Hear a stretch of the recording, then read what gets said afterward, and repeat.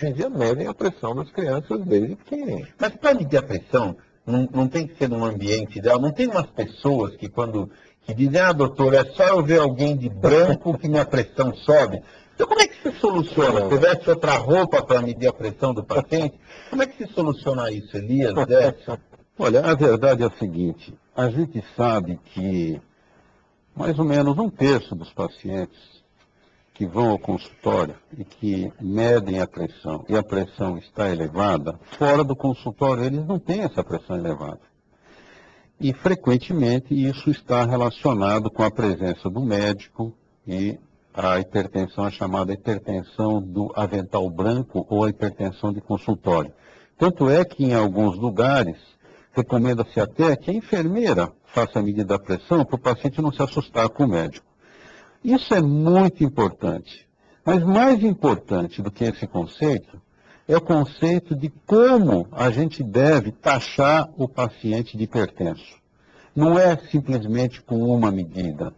Existe uma técnica, existe uma regra, porque depois que você taxa o paciente de hipertenso, ele vai ter que seguir um tratamento para sempre, pelo menos nos conceitos no dia de hoje.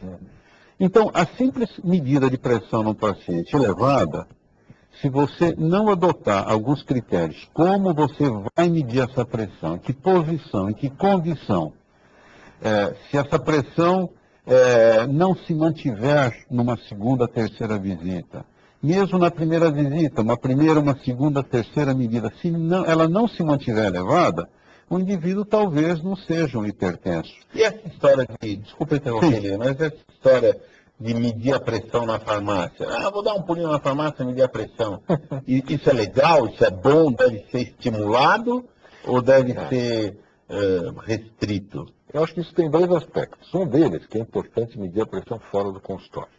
Cada vez mais a gente sabe, pelo que Elias comentou, que muitas pessoas têm a pressão alta no consultório e a pressão normal fora do consultório.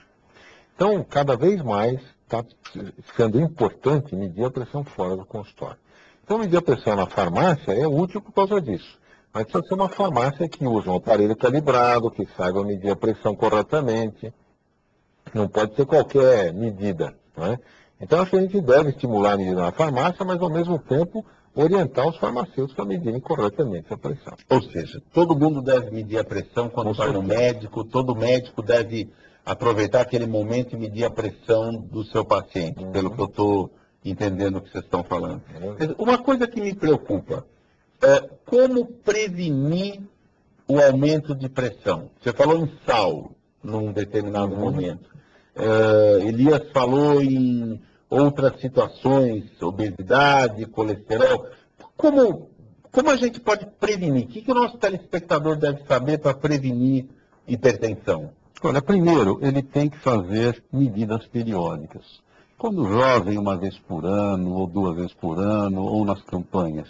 Agora, se ele tem antecedentes familiares, se os pais são hipertensos, ele tem que tomar um pouco mais de cuidado. Então, primeiro, ele tem que fazer o diagnóstico correto, se ele tem hipertensão ou não.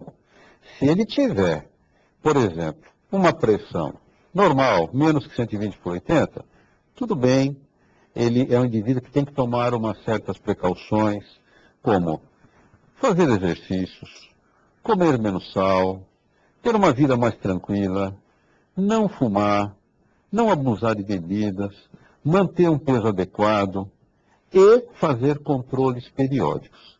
Se ele já for um pré-hipertenso, estiver entre essa faixa de 120/80 e 140/90, ele precisa de um controle mais de perto, porque esse indivíduo ele poderá caminhar para hipertensão.